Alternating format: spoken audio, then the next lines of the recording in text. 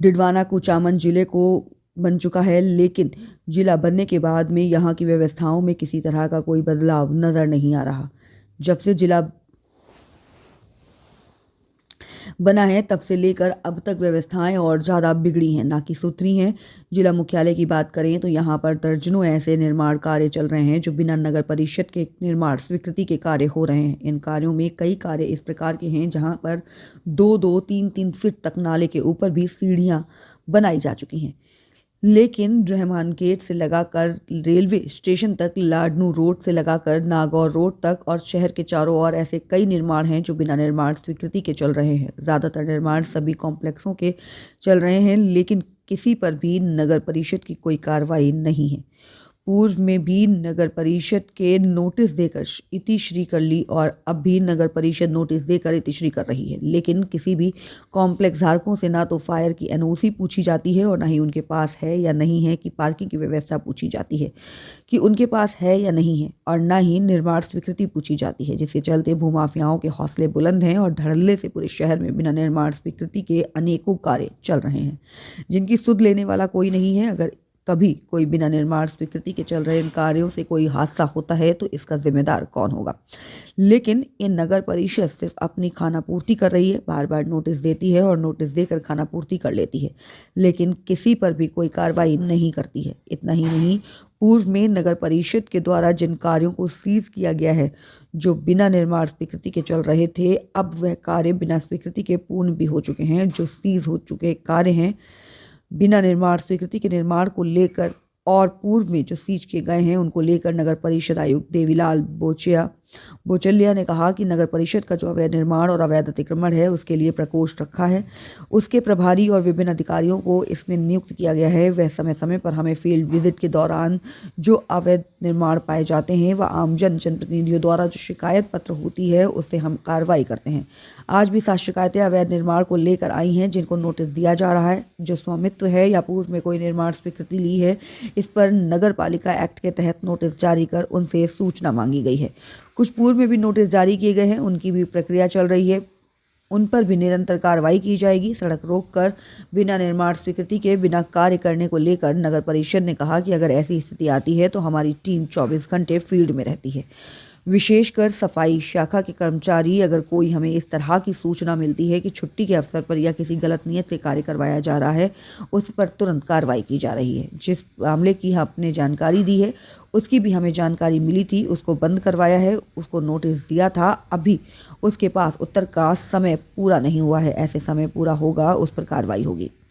अगर पूर्व में कोई सीज किए गए कार्य हैं उनकी जानकारी दी जाएगी। जो विधिक प्रक्रिया है, सीज खोलने के हमारे पास पावर नहीं है। इसमें स्वायत्त शासन विभाग में आवेदक अपील करते हैं कि अगर किसी ने कार्रवाई पर विधिवत अपना सीज खोला है तो ठीक है, नहीं तो उस पर नियम अनुसार कार्रवाई होगी। इसी तरह भाजपा विधानसभा प्रत्याशी रहे जितेंद्र सिंह जोधा ने कहा, डिडवाना नगर परिषद बनने के बाद यहाँ पर आयुक्त का पद सर्जित हो गया है। नियम के अनुसार जो यहाँ पर ईओ लगे हुए थे वो रह नहीं सकते थे। सरकार के पास आयुक्त की कमी होने के चलते कुचामन नगर विभाग परिषद आयुक्त को अतिरिक्त चार्ज डिडवाना कर दिया गया है। जल्द ही एक सूची जारी होने वाली है जिसमें आयुक्त का पद स्थायी होते ही हमारे इस तरह के जो काम है, अवैध निर्माण की शिकायत, जो चाहे बिना परमिशन की शिकायत हो, सब पर कार्रवाई की जाएगी। आगे भी जिन लोगों ने अवैध निर्माण किया है उन पर कार्रवाई की गई है, आगे भी कार्रवाई की जाएगी। फव्वारा सर्किल पर बने एक कॉम्प्लेक्स को लेकर भी काफ़ी विवाद चल रहा है। इसको लेकर भी एक युवक डीएलबी के बाहर अनशन पर भी बैठा है, जेल जाकर भी आ चुका है और कई शिकायतें कर चुका है, लेकिन कई शिकायतों के बाद, अनशन के बावजूद भी नगर परिषद और डीएलबी ने कोई कार्रवाई नहीं की है और सिर्फ अपनी खानापूर्ति कर रही है। युवक ने कहा कि जब तक कोई उचित कार्रवाई नहीं होगी तब तक वह इस मामले का पीछा नहीं छोड़ेगा।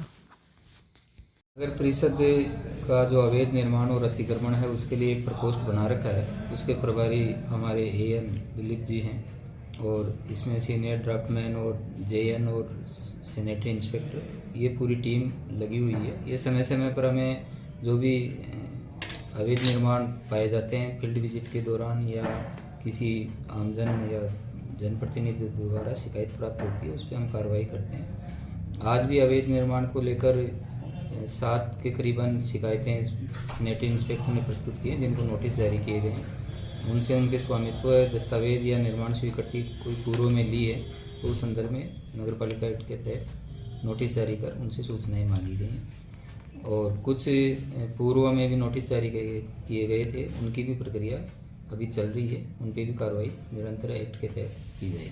सर ज़्यादा तो नहीं, ऐसी स्थिति आती है तो हमारी टीम 24 घंटे फील्ड में रहती है, विशेषकर सफाई शाखा के हमारे हल्का जमादार हैं और स्वास्थ्य निरीक्षक हैं। वो निरंतर जैसे ही हमें इस तरह की कोई आकस्मिक सूचना मिलती है कि छुट्टी के अवसर पर या किसी विशेष गलत नियत से कार्य करवाया जा रहा है बिना परमिशन के, तो उस पर हम तुरंत कार्रवाई कर रहे हैं। अभी जो आपने जिसका जिक्र किया उसकी भी हमें जानकारी मिली थी और उसको बंद करवाया था, उसको नोटिस दिया गया है। अभी तक उसका प्रत्युत्तर का समय पूरा नहीं हुआ है, जैसे ही पूरा होता है तो अग्रिम कार्रवाई की जाएगी। सर कई मार्केट ऐसे हैं जिनको परिषद की ओर से सीज भी किया गया है और उनके कार्य 100% पूरे भी हो चुके हैं सीजिंग के बाद भी।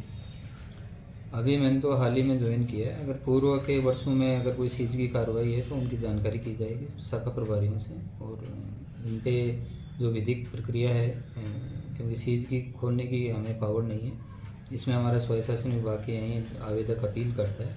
अगर किसी ने अपील करके और उस कार्रवाई करवा के विधिवत किया है तो ठीक है, अगर किसी ने उल्लंघन किया है तो उसको नियमानुसार कार्रवाई करेंगे। सर एक और कल 11:30 के आसपास हमें सूचना मिली थी हमारे VCO साहब से कि सीवा में इस तरीके से एक घुमंतु परिवार था, उसकी एक प्रसूता को प्रसव के लिए सीवा सब सेंटर है, ये खंड लाडनू में पड़ता है, वहाँ लेकर आया गया रात में।